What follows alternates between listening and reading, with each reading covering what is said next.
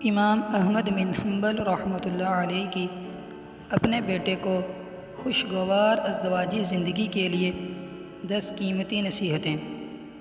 امام احمد بن حنبل رحمۃ اللہ علیہ نے اپنے بیٹے کو شادی کی رات 10 نصیحتیں فرمائیں۔ ہر شادی شدہ مرد کو چاہیے کہ ان کو غور سے پڑھے اور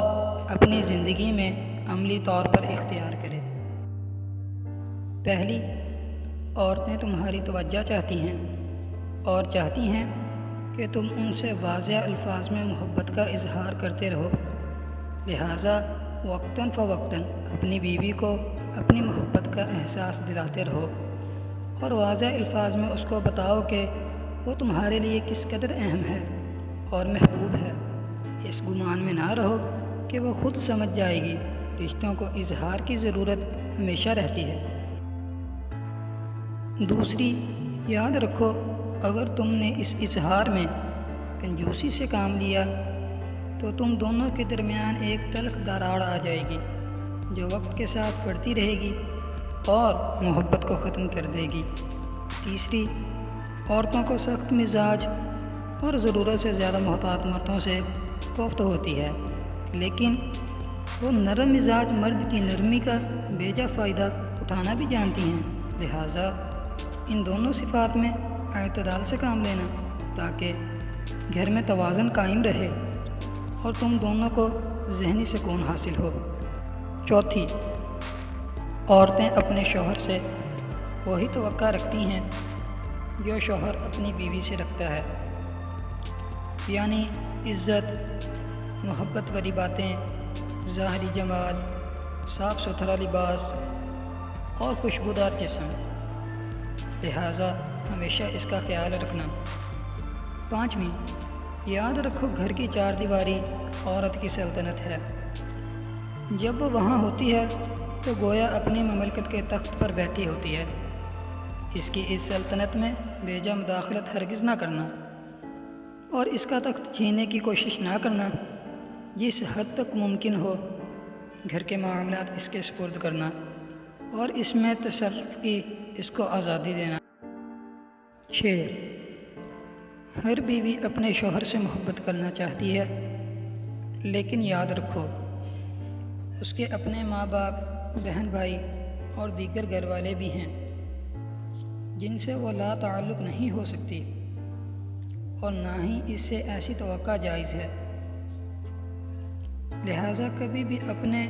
اور اس کے گھر والوں کے درمیان مقابلے کی صورت پیدا نہ ہونے دینا، کیونکہ اگر اس نے مجبوراً تمہاری خاطر اپنے گھر والوں کو چھوڑ بھی دیا تب بھی وہ بے چین رہے گی اور یہ بے چینی بالا آخر تم سے اسے دور کر دے گی۔ 7، بلا شبہ عورت ٹیڑھی پسلی سے پیدا کی گئی ہے اور اسی میں اس کا حسن بھی ہے۔ یہ ہرگز کوئی نقص نہیں، وہ ایسے ہی اچھی لگتی ہے جس طرح بوئیں گلائی میں خوبصورت معلوم ہوتی ہیں، لہٰذا اس کے ٹیڑھے پن سے فائدہ اٹھاؤ اور اس کے اس حسن سے لطف اندوز ہو۔ اگر کبھی اس کی کوئی بات ناگوار بھی لگے تو اس کے ساتھ سختی اور تلخی سے اس کو سیدھا کرنے کی کوشش نہ کرو، ورنہ وہ ٹوٹ جائے گی اور اس کا ٹوٹنا بالا آخر طلاق تک نوبت لے جائے گا۔ مگر اس کے ساتھ ساتھ ایسا بھی نہ کرنا کہ اس کی ہر غلط اور بے جا بات مانتے ہی چلے جاؤ، ورنہ وہ مغرور ہو جائے گی جو اس کے اپنے ہی لیے نقصان دہ ہے، لہٰذا معتدل مزاج رہنا اور حکمت سے معاملات کو چلانا۔ 8، شوہر کی ناقدری اور ناشکری اکثر عورتوں کی فطرت میں ہوتی ہے۔ اگر ساری عمر بھی اس پر نوازشیں کرتے رہو لیکن کبھی کوئی کمی رہ گئی تو وہ یہی کہے گی تم نے میری کون سی بات سنی ہے آج تک، لہٰذا اس کی اس فطرت سے زیادہ پریشان مت ہونا اور نہ ہی اس کی وجہ سے اس سے محبت میں کمی کرنا۔ یہ ایک چھوٹا سا عیب ہے اس کے اندر، لیکن اس کے مقابلے میں اس کے اندر بے شمار خوبیاں بھی ہیں، بس تم ان پر نظر رکھنا اور اللہ کی بندی سمجھ کر اس سے محبت کرتے رہنا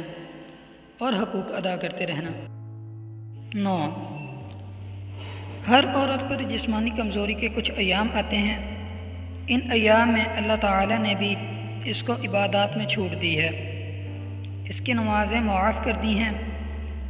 اور اس کو روزوں میں اس وقت تک تاخیر کی اجازت دی ہے جب تک وہ دوبارہ صحت یاب نہ ہو جائے۔ بس ان ایام میں تم اس کے ساتھ ویسے ہی مہربان رہنا جیسے اللہ تعالیٰ نے اس پر مہربانی کی ہے۔ جس طرح اللہ نے اس پر سے عبادات ہٹا لی، ویسے ہی تم بھی ان ایام میں اس کی کمزوری کا لحاظ رکھتے ہوئے اس کی ذمہ داریوں میں کمی کر دو، اس کے کام کاج میں مدد کرا دو اور اس کے لیے سہولت پیدا کر دو۔ 10 آخر میں بس یہ یاد رکھو کہ تمہاری بیوی تمہارے پاس ایک قیدی کی طرح ہے جس کے بارے میں اللہ تعالیٰ تم سے سوال کرے گا، بس اس کے ساتھ انتہائی رحم و کرم کا معاملہ کرنا۔